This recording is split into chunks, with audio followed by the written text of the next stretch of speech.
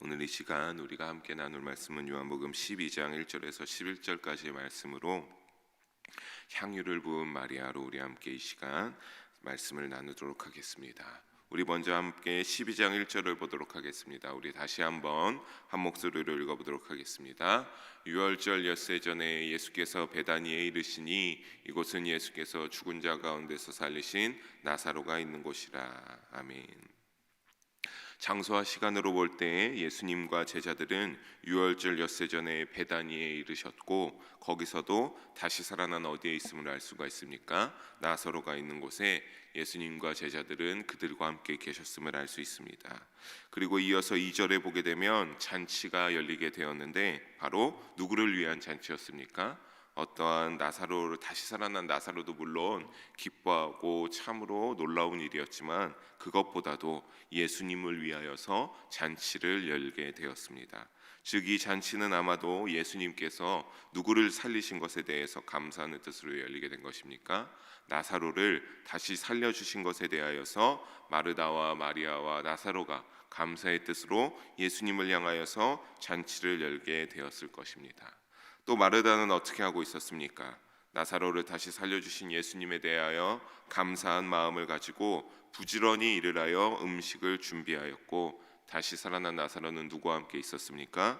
예수님과 함께 앉아서 음식을 나누며 대화를 하고 있었을 것입니다. 그리고 이제 오늘 말씀의 제목에 해당하는 마리아는 어떻게 하고 있었습니까? 우리 3절입니다. 3절을 다시 한번 함께 읽어보겠습니다. 마리아는 지극히 비싼 향유 곧 순전한 나드 한 근을 가져다가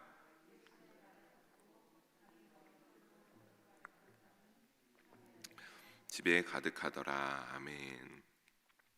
어떻게 하였다라고 하는 겁니까? 지극히 비싼 향유 나드 한 근을 가져다가 예수님의 발에 부었다라고 합니다. 다른 복음서에서는 몸 위에서부터 머리부터 부었다라는 이러한 내용도 있지만, 오늘 본문에 보면 어찌되었든 중요한 것은 그 순전한 나드 향유 한 근을 가져다가 마리아가 예수님께 부어드리고, 그리고 그 발에서는 어떻게 했습니까? 자기의 머리털로서 발을 닦아드림으로 집안에 온가득 향유 냄새가 가득하게 되었습니다. 특히 한글이라는 표현, 이 한근이라는 표현은 다른 복음서에는 아니고 오늘 본문 읽은 요한복음에만 등장하고 있는 표현입니다. 다른 복음서 마태, 마가복음에서는 표현하기를 한 옥합이라고 표현했습니다. 그런데 참 이 향유가 너무나 귀한 것은, 여러분이 한 옥합이라고 표현할 때, 옥합은 당시에 고급 대리석을 소재로 석고 같은 것으로 만들어졌지만 고급 대리석으로만 만들어졌습니다. 그만큼 굉장히 귀했기에 그 담는 용기마저 고급이었기 때문에 한 옥합이라고 표현했는데, 여기서는 특별하게 한 근이다라고 표현하고 있습니다. 얼마나 이 향유가 나드 한 근이 고급이었는가라고 하면 5절에 미리 보게 되면 300데나리온이나 되었다라고 하는 겁니다. 이 한 근이 300데나리온이 되었다. 그래서 나드 향유 한 근을 그러면 우리가 아는 용량이 어느 정도나 되는 것인가라고 하면 12온스, 그러니까 340g 정도 되었습니다. 그러니까 한 이 정도만한 크기가 됐겠죠. 근데 그것이 300데나리온이나 되었다고 하는데, 당시에 300데나리온이었다라고 하는 것은 평균 당시 노동자들의 하루 품삯이 1데나리온이었습니다. 하루 열심히 일하면 그 하루 평균 노동자가 1데나리온을 받았는데, 그런 점으로 볼 때 300데나리온을 만들기 위해서는 어떻게 해야 되겠습니까? 안식일과 절기를 제외하고 1년 동안 정말 쉬지 않고 일을 해야지 그 평범한 사람이 벌 수 있는 액수가 바로 300데나리온이었습니다. 당시에 어마어마하게 큰 금액이었습니다. 그런데 이 귀한 것을 어떻게 한 겁니까? 마리아가 잘 준비해 놨다가 예수님께 가지고 와서 예수님께 부어드렸다라고 하는 것은 자신의 생명을 예수님께 드리는 것이나 다른 없을 정도로 굉장히 귀한 헌신의 섬김이었습니다. 마르다, 나사로, 마리아가 영생을 얻은 자들로 이렇게 주님을 향하여 전적으로 헌신하는 것처럼, 사랑하는 성도 여러분, 우리도 이와 같은 자세를 본받아 세상에 귀한 향기를 퍼뜨릴 수 있도록 주님께 쓰임받아 내 믿음이 주님을 향하여서 귀한 헌신의 섬김이 될 수 있도록 그렇게 되기를 주님의 이름으로 축원합니다. 하지만 이를 보고 4절에 예수를 잡아줄 가룟 유다는 뭐라고 하고 있는 것입니까? 우리 4절 함께 한 목소리를 읽어봅니다. 제자 중 하나로서 예수를 잡아줄 가룟 유다가 말하되, 5절에 이어서 한 번 더 읽어봅니다.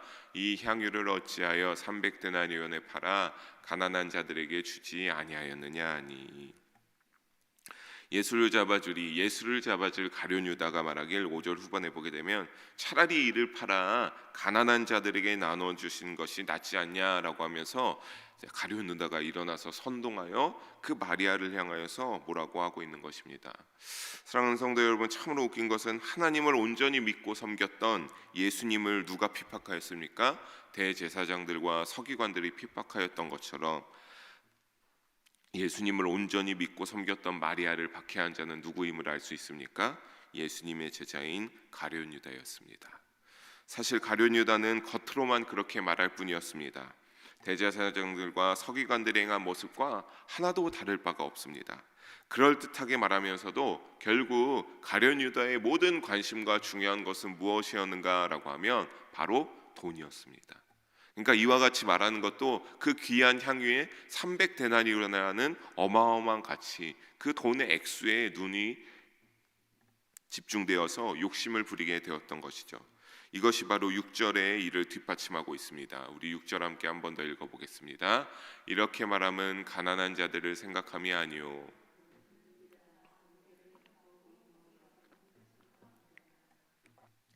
실제로 그 가난한 자들을 위해 금액을 훔치는 그러한 도둑에 불과하지 않았다라고 하는 것입니다. 예수님은 그런 가룟 유다를 7절에 보게 되면 제지하십니다. 어떻게 제지하고 합니까? 가룟 유다를 향해 그만두라라고 합니다. 그리고 뭐라고 하십니까? 나의 장래할 날을 위하여 그것을 간직하게 하라.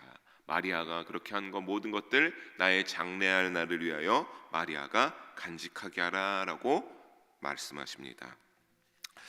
우리가 이 말씀 12장 1절부터 보게 되면 이 말씀이 열리는 시간적 상황과 배경을 보게 되면 어떠한 상황이었습니까?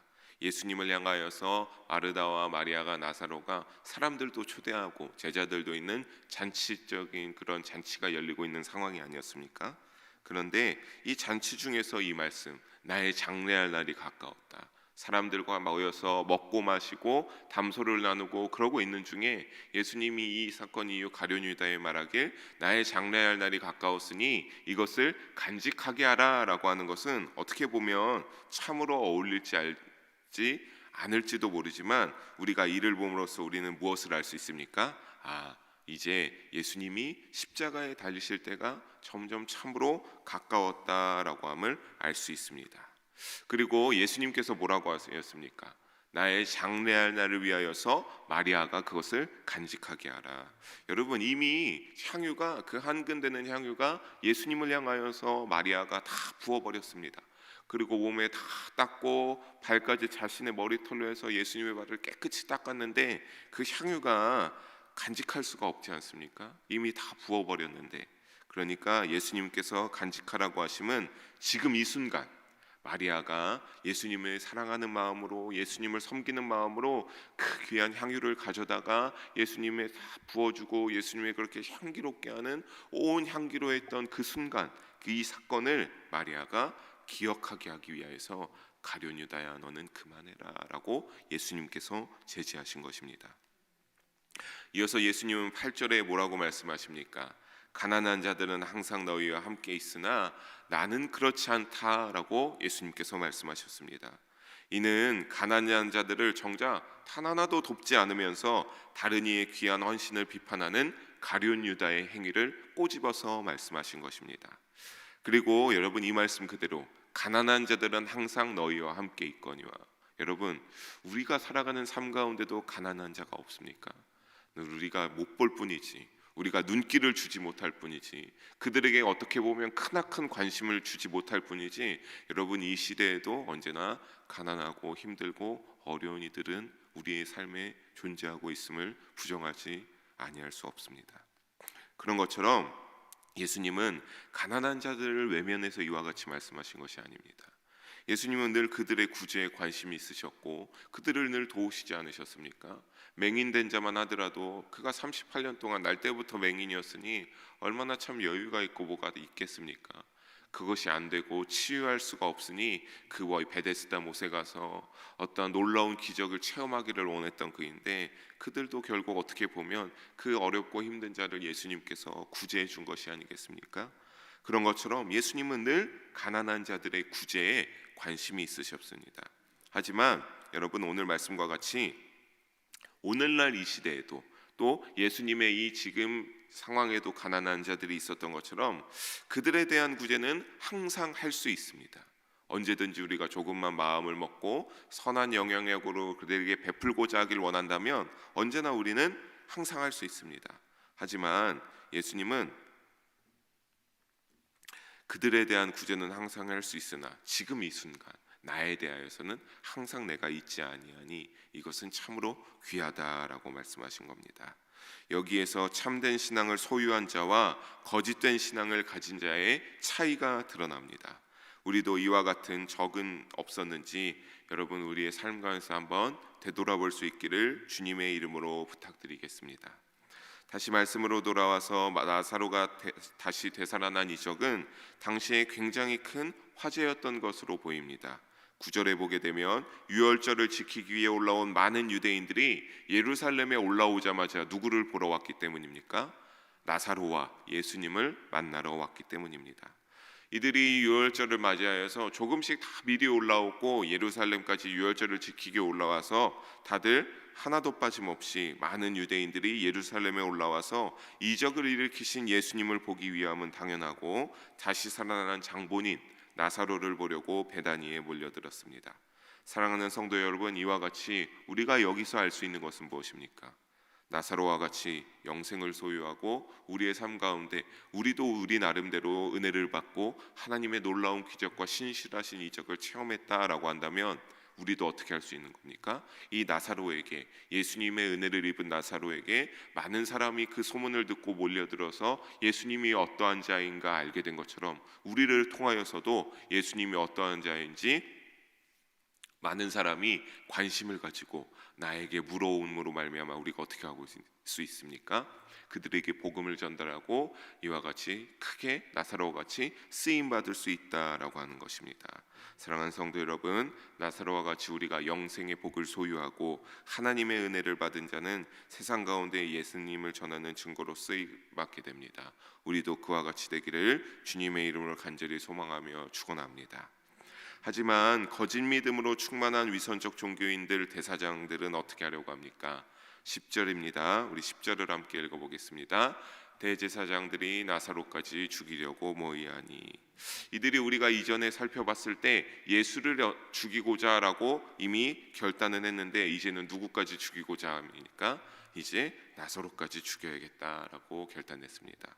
왜 그렇습니까? 11절에 보게 되면 많은 유대인들이 와서, 아까 말한 것처럼 많은 유대인들이 와서 나사로를 보고 어떻게 했습니까? 예수를 믿게 됐다. 나사로가 그 예수님의 이적으로 은혜를 입고 다시 살아나는 그 기적을 어떠한 것이었는지 다 말하지 않겠습니까?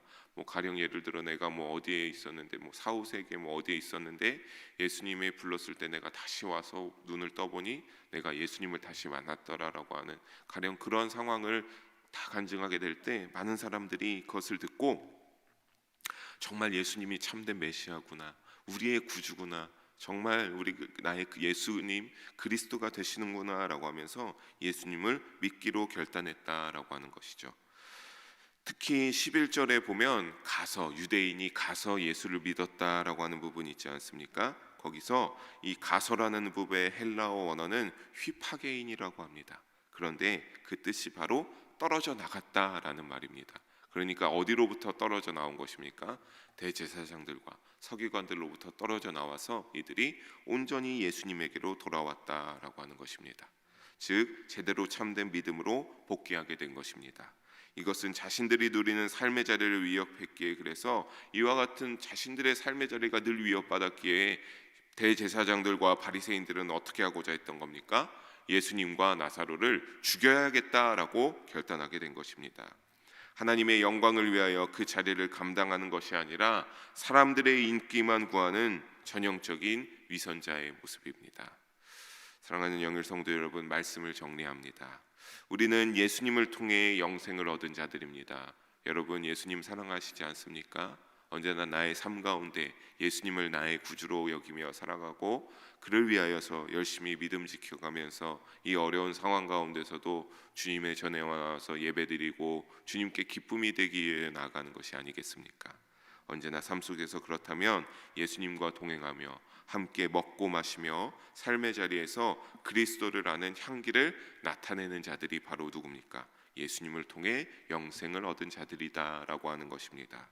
어떤 모습으로 그렇다면 우리는 어떤 향기를 내품없는지 한번 생각해 보시기 바랍니다. 그 정답은 여러분이 내릴 수 있을 것입니다. 그래서 혹시 참된 신앙은 부재하고 겉만 그럴듯한 거짓 종교인으로 살진 않기를 그렇게 결단할 수 있기를 바랍니다. 마리아와 같이 진정성 있는 헌신으로 예수님이 우리의 삶의 가운데, 나의 믿음의 가운데 참된 주인이심을 고백하시기 바랍니다. 그래서 마리아와 같이 귀한 향기를 가득 채울 수 있도록 늘 기도하는 우리 영일 성도님들 한 분도 빠짐없이 되시기를 주님의 이름으로 축원합니다. 기도하시겠습니다. 사랑의 하나님 아버지, 오늘도 부족한 자를 통하여서 귀한 말씀을 나누게 하심을 감사를 올려드립니다. 모든 영광 홀로 받아 주시옵소서. 아버지, 그를 통하여서 우리의 삶 가운데 언제나 향유를 부은 마리아와 같이 주님께 내 모든 것을 내어드릴 수 있을 정도로 우리가 그러한 참된 신앙을 소유하기를 원합니다. 아버지, 그를 위하여서 연약하고 부족한 모습이 그래도 늘 존재하지만 그것들 모두 붙잡아 주심으로 말미암아 우리의 믿음의 삶 가운데 그러한 우리의 신앙인의 모습 가운데 마리아와 같은 모습이 나타나게 하여 주시옵소서. 나사로와 같은 모습이 나타나게 하여 주시옵소서. 마르다와 같은 모습이 나타나게 하여 주시옵소서. 그를 통해서 하나님 아버지, 이 세상에서 믿음을 지키고 살아가는 우리에게 하나님을 향한 열정이 있게 하시고 하나님을 귀한 헌신으로 사랑하는 우리가 되어서 우리를 통하여서 이 세상 가운데 귀한 나드 한 근과 같은 향기가 이 세상 가운데 가득 찰 수 있도록 우리를 사용하여 주시고 인도하여 주시옵소서. 사랑이 많으신 예수 그리스도의 이름으로 기도합니다. 아멘. 우리 찬송